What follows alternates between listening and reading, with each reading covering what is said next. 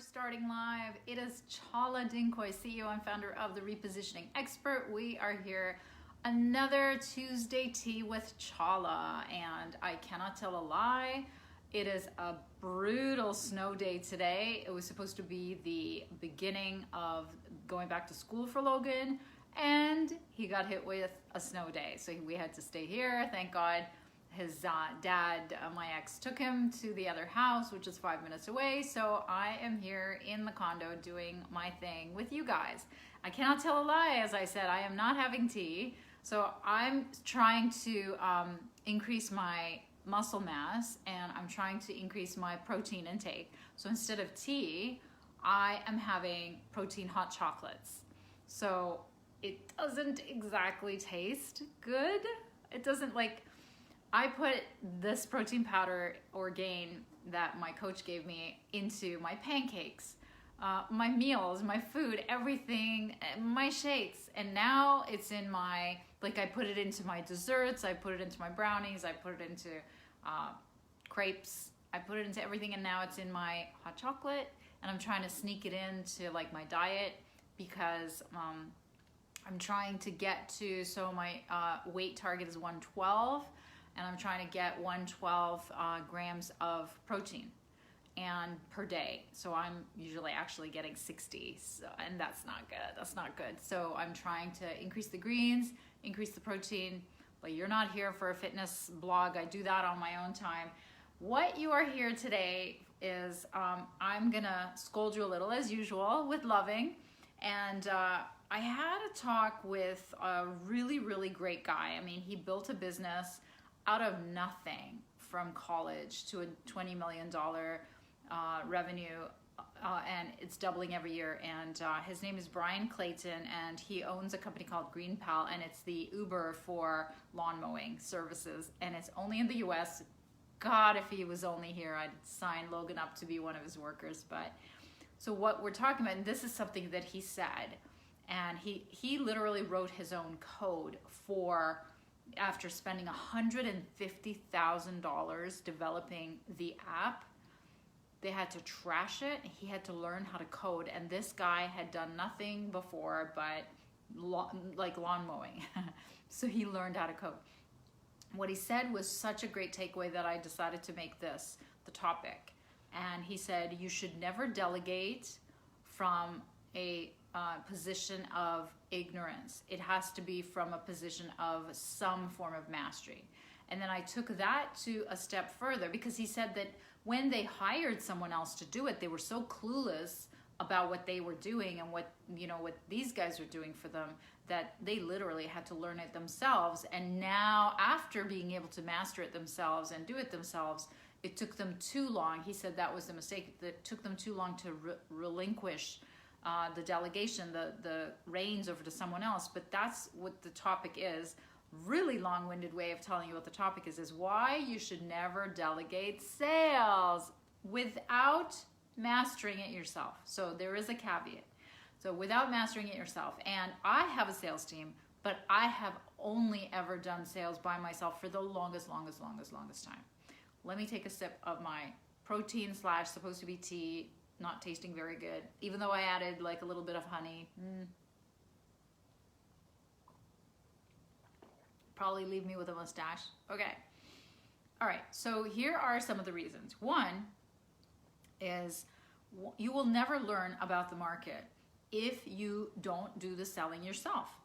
You will never learn what approaches work and don't work in terms of approaching the market and trying to get a meeting. You'll never learn what target is the best one for you. Although if you work with me, we sort that all out within 2 to 4 weeks when we're doing the strategy and the research phase. So you don't have to throw spaghetti at the wall while you're selling to figure out which target works and which doesn't. But regardless, you still don't know the market if you are not the one who's selling. And you don't really get to interface with prospects, so you don't know what the prospect needs. So that's why number one is, if you delegate sales without mastering it yourself, you will never learn about the market. So that's number one. Number two is you will never learn to overcome the objections, and you won't be able to, in the moment, customize the solution to them. So imagine you're the one in front of the prospect versus a proxy, somebody who's a sales rep who's in front of the prospect. How are you going to know, without having gone through the fire and trial of countering and encountering the objections of the customer and being able to overcome it in the moment by saying, what about if we change it like this? What about, have you considered doing it this way? Because you're the originator of the service or of the product. You're the one who knows what can work and what can't work and what you can change it to. Especially in the services, like if somebody is concerned, like one of my clients, she's working with young athletes, and one of the clients that she's working with, they're concerned about learning disability. The kid has a learning disability. So she's working that in. That was the objection. So if it had not been her selling it, if it had been somebody else who she had delegated the selling to without mastering it, she would not have been able to come up with a solution, which in the moment, on the spot, she did come up with a solution, and they're working together. So what's another reason why you should never delegate sales without mastering it yourself is, if you can't master it, you can't teach it. One of the things that I learned to do during the pandemic was to sell through LinkedIn. And one of the most difficult things that I had to learn was how to throw out like hundreds of messages to hundreds of strangers to get them to connect with me on LinkedIn so that they could start a conversation, so that I can start a relationship with them. And through the last year in 2020, I hired any number of teams to help me do that. But nobody could do it or could teach me how to do it as well as I was able to engage. And sadly, that is not the part that, I need to spend my time on right now. But until I was able to master it, I can't answer questions around, should I say this? Or what should I respond? My team now regularly sends me what they should respond with in the DM text in the LinkedIn. But this is true for any type of selling. It is true for any phase of selling. If you don't know yourself, if you don't know how to do it yourself, pay someone to learn how to do it, which is what I did because I didn't know anything about online selling. Pay someone to do it, master it yourself, and then delegate it, and then you can help them, train them, answer their questions, correct them, because you are needed for higher level things. You're needed for delivery of services. You're needed for developing the next steps. You're needed for growth, and you need to be able to train them. So another reason why you should never delegate sales without mastering it yourself is nobody will try as hard as you. Because this is one of the things that I love about Gary Vaynerchuk, who talks about, if you expect your employees to work as hard as you do and you're the entrepreneur, you're the owner, you're an idiot. And it is so true. Nobody is going to work and why should they? They're working for a paycheck. You're working for your livelihood. You're working for a vision. You need to make this or break this. Nobody is going to go to the lengths that you will to make a sale unless they are an exception and unless you're an exception. So these are all things that I've learned along the way. And, the learning was, if you remember what we started with, is don't delegate anything without some form of mastery of it so that you know what is going on. But especially, because my topic is sales and marketing, especially sales. Do not delegate until you have mastered it yourself. Number 5, why you should never do that is if what you're selling isn't firing you up. You can't hide behind the rep because that will hurt your business. So sometimes what I see is, oh wait, I gotta take another sip because I gotta get those protein in, and it's like still so full. Hold on.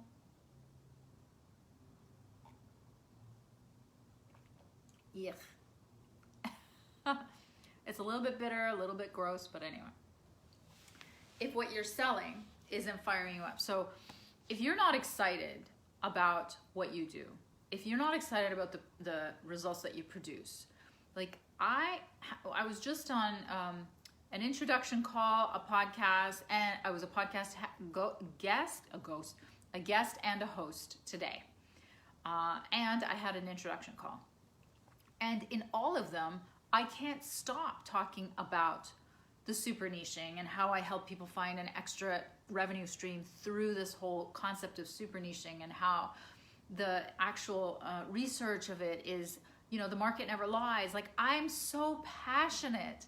I am so convinced that what I do works so well to help people, regardless of size, regardless of industry, or regardless of whatever else, that I'm just constantly selling it. Like, and I'm not consciously selling it, but I'm selling it because I believe in it so much. If you can't be that kind of advocate for what you sell and what you have and what you are in your company, then it's going to be a hard road to go. And for you to hide behind the help to get them to do the selling because you're not too sure about either your messaging or your strategy or what you do, that is not the way to do it. And I have been paid a lot of money over the years to be, when people think they give you their credit card, that their sales are going to be like flying off the shelves. They think that just because you're paying someone or hiring someone, that you don't have to become a master at what you're doing. And especially when you're working with me, I have done with you services. I don't have done for you services. I don't have done for you anything. So I'm teaching you how to fish. So that's the whole point, is if what you're selling isn't firing you up, you can't expect it to fire up other people who are trying to sell it for you. Okay. Number 6 is, when the rep leaves, so will your funnel. This is one of the reasons why you can never delegate, especially something as critical as sales, without a certain mastery of it on your own. And an example is, one of my clients had she was a sales rep, and that wasn't her title, but she could literally convert every single visitor to the school. So she would do school tours, and when that went away, when she went away, that went away, and they're scrambling. So that's what happens. Another client lost one of their key top sales reps to a competition, to the competitor. Again, they're scrambling. They are not hitting their sales targets, and they continue to talk about the heydays of when this guy was still selling. But the whole idea is, if you, as the founder, know how to sell, and you've got a mastery of it because you've paid to learn how to master it, that's when you can train anybody. They don't take your funnel away because you are the funnel. So that's what I would recommend for you, is do not delegate your sales unless you have mastered it to a certain degree. Okay? I hope that was helpful, everyone. I know you're always trying to avoid selling, and for those of you who love selling well, you know what I'm talking about. But until next Tuesday, everyone, and let's see how many grams of protein. I'm going to track it. I track it on MyFitnessPal. So good luck, everyone. Take care.